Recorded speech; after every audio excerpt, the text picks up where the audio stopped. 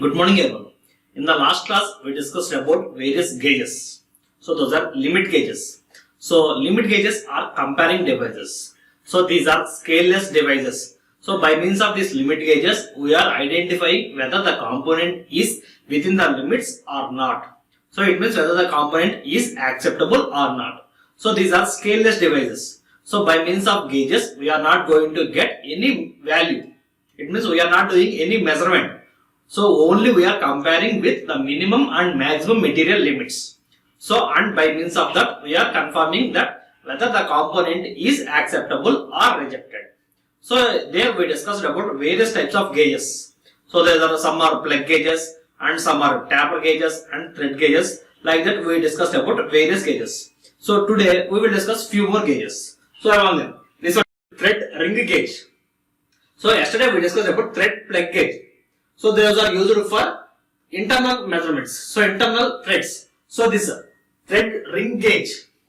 So wherever it is ring or snap, it indicates that we are going to identify the outer dimension. So it might be outer diameter or outer thread or outer profile, whatever it is. So for getting the outer dimensions, it means for doing the outer dimensions, we will use any rings or snaps. If it is plug directly, it means we are going to measure the inner diameter or internal profiles. So now we are discussing about the ring, that is thread ring gauges. So the profile is like this. So it consists of two gauges. One is go gauge and the other is no go gauge. One is designed with the maximum material and the other is designed with the minimum material, that is least material limits, LML. So among these two, one is go gauge and the other is no go gauge. So these are used for checking external threads. These are used for threading. So thread ring gauges are used for measuring external threads of the go and no go variety. So based upon the same principle as cylindrical plug gauges, these also works. So go is used to identify the longer end. So it means should be turned. So as we know that the thread, in the sense to insert a thread into the component, we need to twist, that is turning.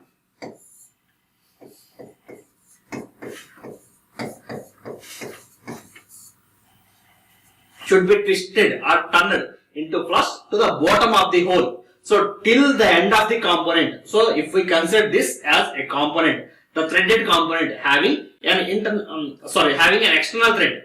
So consider this as an internal thread. So what we have to do is we have to insert this ring. It means twist either the ring or the component till it reaches the other end. So till the bottom of the end and till the other end. So till the bottom of the hole. It means till the other end we need to twist the component. Then only we can identify whether the throughout the length, it means throughout the thread is correct, having uniform pitch as well as uniform profile. So as we know that go gauge is used to identify the maximum dimensions as many as possible. But no gauge is designed only for one parameter at a time. Go gauge is used for identifying various parameters, number of parameters at a time, but no go gauge is used to identify only one parameter at once. Next, no go gauge. So should just start into the hole and become slug, in a sense tight, before the third thread enters. Just so this is the component and this is the gauge. So this is our snap ring gauge. So this is the component. Just one twist. So the second or third twist should not enter into the component. During the second twist itself, it should tight. That is slug. So this is the working of thread ring gauge. Next, snap gauges. So snap gauges are also used to identify the outer dimension of the components. This is the most commonly used one. So one of the most common type of comparative measuring instruments. So by means of two ends, we are comparing the components. Similar to ring gauges. So these also can be used for identifying the outer dimension. So among these two, one is go gauge and the other is no go gauge. So one will be with the lower limit and the one with the upper limit. So among the two, one is go gauge and the other is no go gauge. By means of these two, we are identifying whether the component is within the limits or out of the out of the dimension. It means acceptable or rejected. So this is faster to use than micrometers. As we know that by means of micrometers we can measure the component. So for measuring it involves some procedure. It means taking the main scale reading and thimble scale reading and multiplying the least count with thimble scale reading and adding this reading with the main scale reading. Then only we can get the measurement. After getting the measurement, we need to compare with the standard. After that, we are getting an idea that whether it is accepted or rejected. So this all procedure can be eliminated by means of this snap gauges. So by means of this, it is very faster. Very fastly we are comparing and identifying whether the component is accepted or rejected. Faster to use than micrometers. Next, limited in their applications. So limited, the main thing is limited in their applications. So only few profiles can be identified by means of this snap gauges. Whereas by means of micrometers we can measure any linear measurement. So here we are only comparing. Only limited profiles can be verified by means of this snap gauges.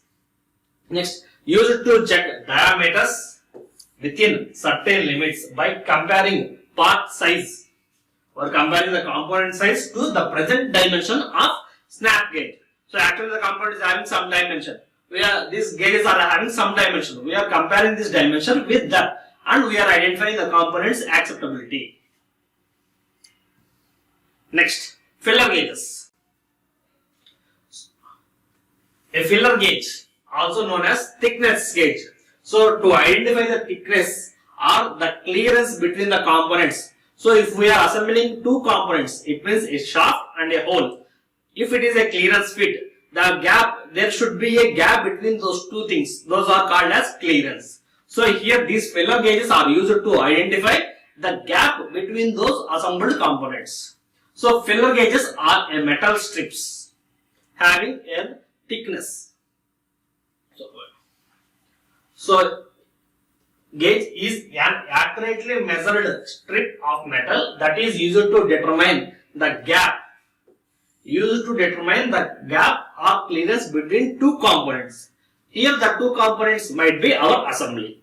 So if we assemble two components, there might be a gap between the two components. It means between the shaft and the hole. So here by means of these filler gauges, we are identifying the gap or the amount of clearance between the two components. So they are made in the form of set of steel precision machined blades having a thickness of 0.03 to 1 mm and 100 mm long. So the length of the strip is 100 mm long and this is having a set of pieces. So the set of pieces starts from 0.03 to 10 mm to 1 mm. Here we are having a number of pieces. Those starts from 0.03 mm to 1 mm. So depends upon on the thickness we are having various strips or pieces. So next, each blade has an indication of its thickness. So if you observe this, on the top of each blade, their thickness is marked or indicated. Next, to find the size of the clearance, one or two blades are inserted and tried for a fit between the contacting surfaces until the blades of suitable thickness are found. So similar to slip gauges. So in slip gauges, to achieve a desired length, we bring number of slip gauges together. Similarly, here also, to identify the gap between two components, number of strips are joined together and those can be inserted so that we can identify the gap between two components. So if the gap is more than 1 mm, so these are we have strips only from 0.03 mm to 1 mm. So if the gap or the clearance, between the two components is more than 1 mm, then we need to join two or more components. We need to join two or more metal strips together and we need to place their strips in between the components. so that we can get the dimension of the component. So these are filler gauges. These are also called as thickness gauges. So here in this image, so by means of, so this is the filler gauge. So by means of this filler gauge, they are identifying the gaps between springs of a cab levers. So in an IC engine, these are the springs. So by means of these filler gauges, they are identifying the gap between these camshafts. Next, radius gauges or fillet gauges. So radius gauges. So these are the gauges are having a radius. So to identify the radius of a corners, it means fillets, these gauges are widely used. So similarly, these are the gauges. So this is the gauge and this is the gauge. These are used for inside diameter. So inside radiuses. These are used for outside radius. For identifying the outside radius, we need to use this type of gauges. For identifying the inner dimension, so inner radius, we are going to use this type of pieces, this type of gauges. Those are fillet gauges. So a radius gauge is a tool used to measure the radius of an object. So if, as we know that many of the components are not having sharp edges. Due to sharp edges, the components or the operator may damage. So due to that, the sharp edges are avoided, so that we are making a radius at the corner. That radius is called fillet. So actually the corner should be like this, but we are avoiding the corners and we are making that with a radius. This radius is called fillet. So these radius gauges are used to identify the radius at these corners. For identifying the radiuses of the dimension, we are using these radius gauges. So the function of these gauges is to check the radius of curvature of convex and concave. Both, it means inner dimension as well as outer dimension. So this is a concave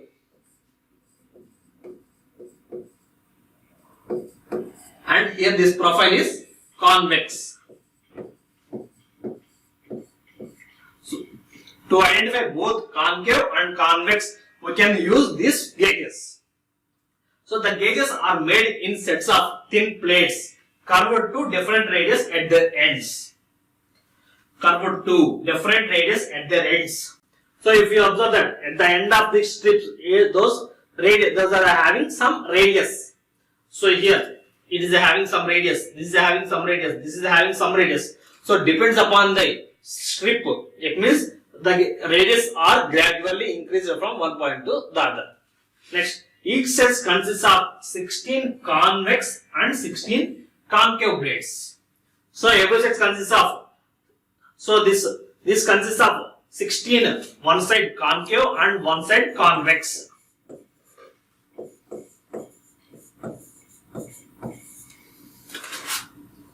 So these are the filler gauges or radius gauges used to identify the radius of the components. Next, thread pitch gauges. So these thread pitch gauges are used to identify the pitch of the thread. So within a less time, we can easily compare the pitch of the component by means of these pitch gauges. So these pitch gauges are also similar to the filler gauges. So these are also made up of a number of strips. By means of strips, it means strips are together and we form a component that is called thread pitch gauge. So this is used to quickly determine the pitch. Quickly determine the pitch of various threads by matching the teeth on the leaves with the teeth on the work. Teeth on the leaves with the teeth on the work.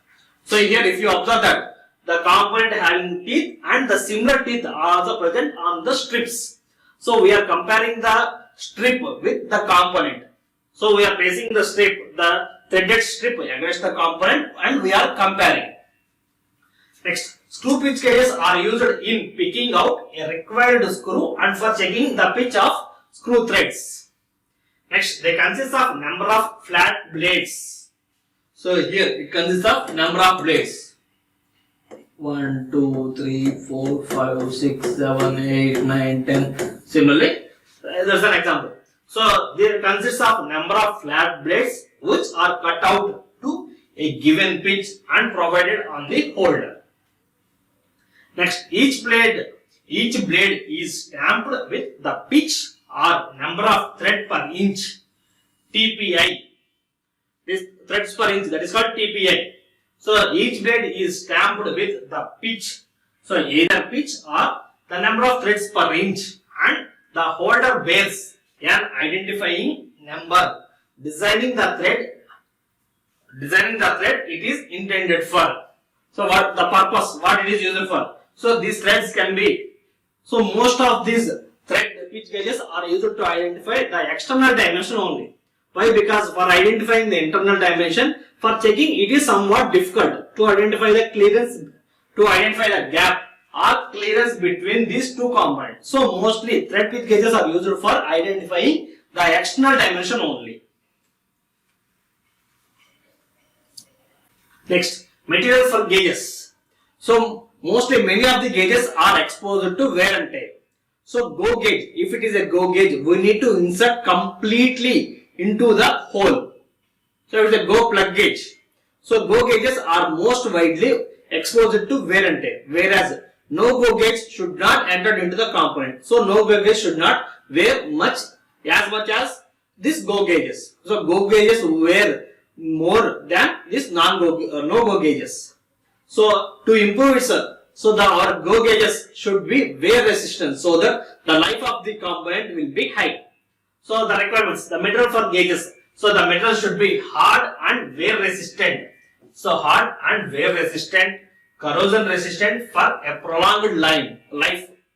So if it is not corroded for over a period of time, that can be used for identifying the components. If it is corroding within a less time, then the component cannot be used for over a period of time. So next, capable of maintaining dimensional stability and form. So the dimension of the component should not be changed. So it means it should have less thermal expansion and contraction. It means thermal coefficient should be very less, so that the component will not be expanded or contracted more due to temperature. And along with that, the shape of the component should also remains constant. So it should not change its shape. Next, so that is the coefficient of expansion. So next, high carbon steels. So the materials are, so depends upon these requirements, the materials are high carbon steel and mild steel. So along with that, chrome plated. So these are the materials used for producing these gauges. So these materials are having high wear resistant, high corrosion resistance and high hardness. So due to its properties, these materials are widely used for the manufacturing of gauges. Next, gauge maker's tolerance. So as we know that our component, so the component cannot be made exactly with an accurate dimension. So due to 3 M's, that is man, material and machinery. So similarly, here we are going to manufacture the gauges. So here also we need to prepare the gauges for exact dimension. So again, manufacturing these gauges for exact dimension is not possible. So to make it possible, it is very difficult. So that the cost of the gauges will increases. It means it is more expensive for producing the component. It means the gauges to exact dimension. So for that purpose, we are adding tolerances to these gauges also. Those tolerance is called gauge tolerance or gauge maker tolerance. So sometimes it is called as gauge tolerance and somewhere it is called as gauge maker's tolerances. So this is only to avoid the difficulties for producing the gauge components. So next, in practice, gauges are not manufactured to exact dimensions. So similarly, earlier in the first unit, we discussed that the components cannot be produced exactly. So similarly, now the gauges are also components. So those also cannot be produced exactly. The closer the limits, the more the expensive. So if you want the more accuracy of the gauge, then the cost of the gauge also increases. So it's more expensive.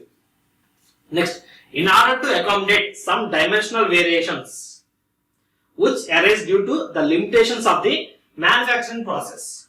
So due to limitations in manufacturing process, that means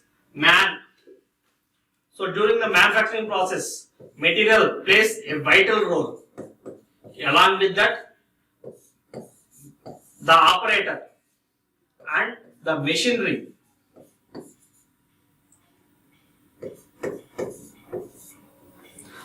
and the machines used for producing or manufacturing the components having some limitations. Due to their limitations, we are producing some allowances, that means tolerances to the components.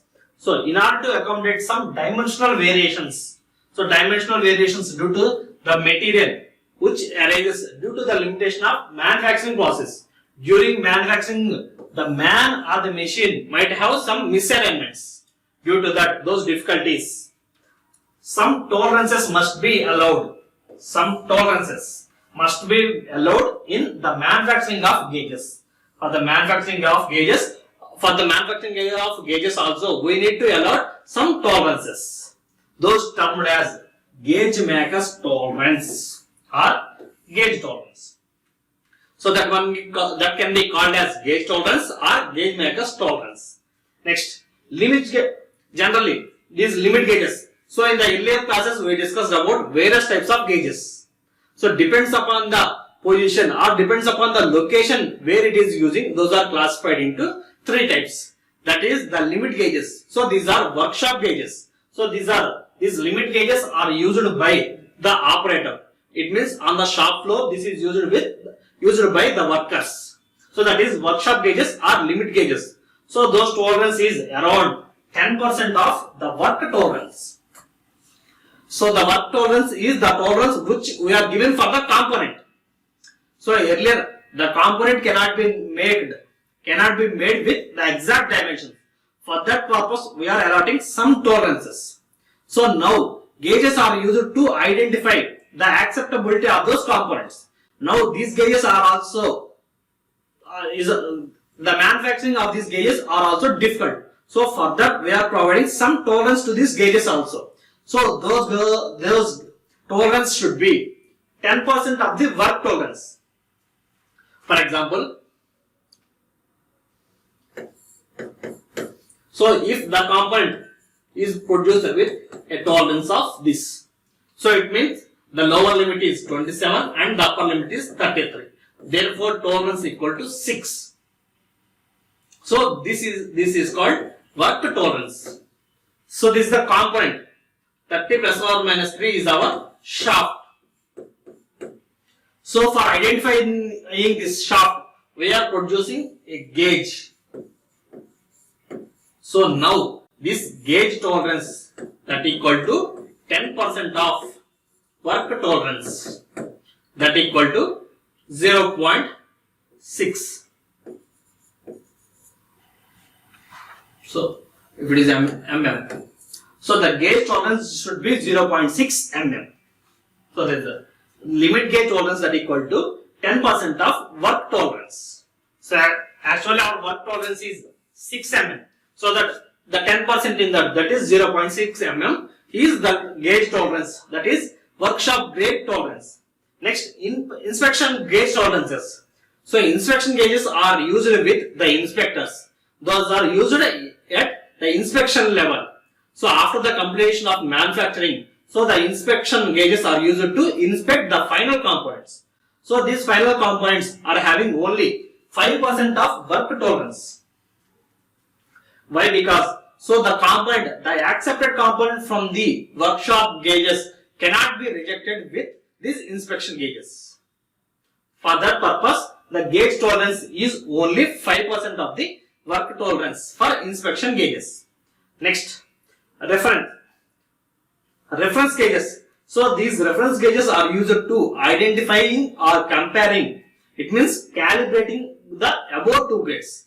For this purpose, those are used as 10% of the limit gauges.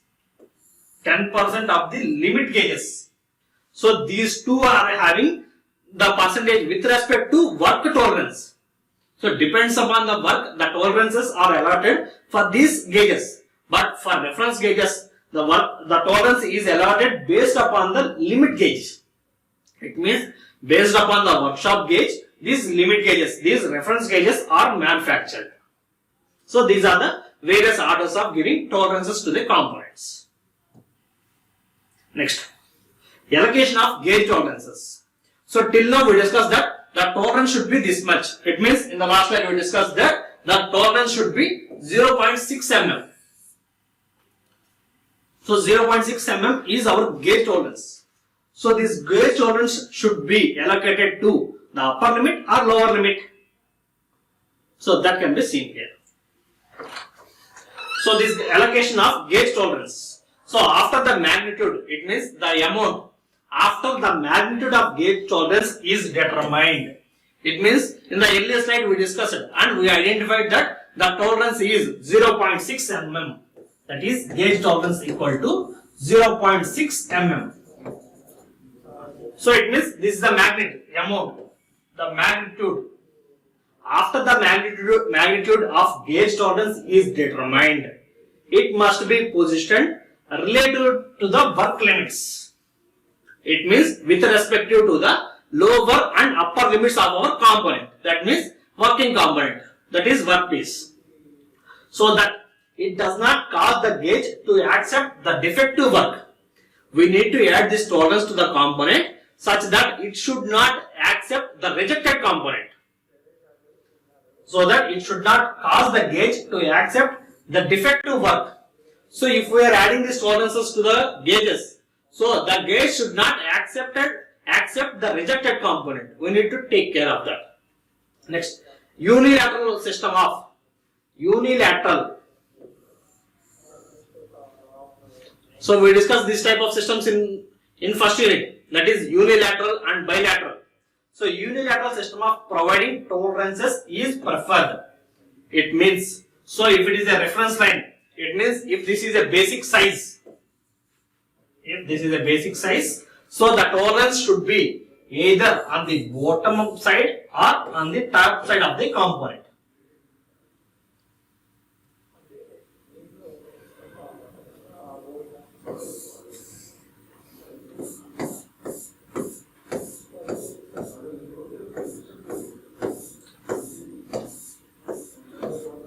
So it should be it should be on only one side of the basic size. It may be on the bottom side or on the top side. So that is called unilateral.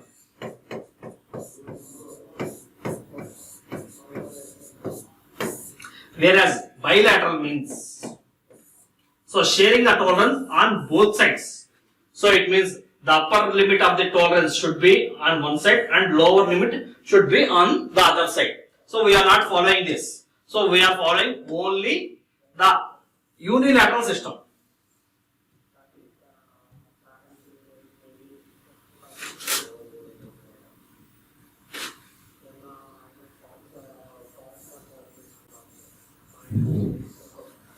So here we are providing only unilateral system. It means on either side of our basic size line. It means zeroth line. So unilateral system is providing tolerances. Unilateral system of providing tolerance is preferred. So it means only one side of our basic size. So gauge tolerance zone lies entirely within the work tolerance. So this gauge tolerance zone lies entirely within the work tolerance zone. So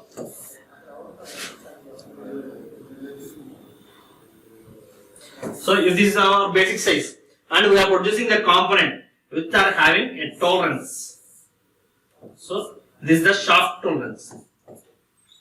So now we are producing go and no go gauges for this shaft, for identifying this shaft. So that now our gauge tolerance will be, our gauge tolerance should be within the limits. It means it should be from here to here or from here to here. Within these ranges only our gauge tolerance should lies. So that is gauge tolerance zone. It means this one is called gauge tolerance zone. So this gauge tolerance zone lies entirely within work tolerance zone.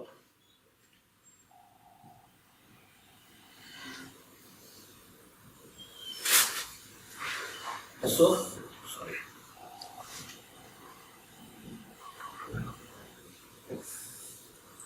So from here to here, that is work tolerance. So this is our gauge tolerance. So this gauge tolerance should lies between this work tolerance only. So gauge tolerance zone lies entirely within the work tolerance zone. Next, the no-go gauge, the not or no-go gauge are rarely engaged with the work, therefore does not undergo any wear. Sorry. So this is the allocation of gauge tolerance.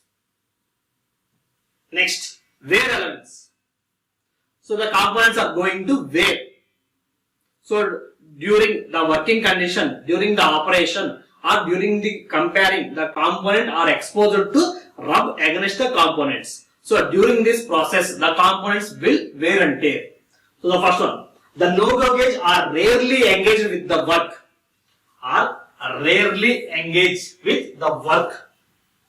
So it means that now no-go gauge should not enter. So it will not enter. Only the rejected components. Only for the rejected components, the no-go gauge should enter into the component. Then only it rubs against the surface. So those are rare cases. So only the no-go gauges are rarely engaged with the work. Therefore, does not undergo any wear. It does not undergo any wear. Only a less time it goes into the component. Sorry, only a limited number of times it is inserting into the component. Therefore, only a minute wear, so that the component should not wear at all. Next, measuring surfaces. It means go gauges rub against the surface of the work. Actually, if this is a plug gauge and this is the component, every time we are inserting the component, so always it is rubbing against the component. So measuring surface of go gauges. So go gauges are rubbed against the surface of the work. Therefore, this results in wearing of the measuring surface of gauges. So no go gauges will not wear more if we compare to go gauges. So go gauges are exposed to rubbing action during the operation. Due to that, the surfaces of the working surfaces of the go gauges are weared. So the size of the go plug gauges. So the size of the go plug gauges is reduced. So go plug. The size of the go plug gauges is reduced due to wear, and that of the ring and snap gauges. Ring and snap gauges are increased. So observe clearly. Go plug gauges. So it means we will discuss only plug gauge. Consider only plug gauge. So plug gauge, the dimension of the plug gauge is reduced, whereas the dimension of ring and snap gauges are increased during wearing, due to wear. So due to wear, the plug gauges, the dimension of the plug gauges are reduced, whereas the dimension of the ring and snap gauges are increasing. For that, hence a wear allowance is provided in gauges opposite direction of the wear. So our plug gauges, the dimension of the plug gauges are reducing, whereas the dimension of ring and snap gauges are increasing. So now we need to allocate those allowances in opposite direction. It means we need to increase the dimension of the plug gauges and we need to reduce the dimension of ring and snap gauges for allowance. So hence the wear allowance is provided to the gauges in opposite direction. In case of go plug gauges, wear allowance is added. It means here we are increasing, whereas for ring and snap gauges it is subtracting. So we are providing the tolerances in opposite direction. Whereas there it is reducing. For that purpose, here we are adding. For ring and snap gauges, those are increasing. That's why here we are subtracting. We are moving in opposite direction. So wear allowance is generally of 10% of gauge tolerances. So wear allowance is of 10% of gauge tolerance is widely accepted in industries. So this is now we don't have the standard for these gauge tolerances. So depends upon the workpiece, those tolerances can be of any percent. So most widely, so 10% of gauge tolerance is allocating as wear tolerance in most of the industries. So again, this is not standard. Most cases we are using only 10% as the work tolerance, as wear tolerance to the gauge tolerance.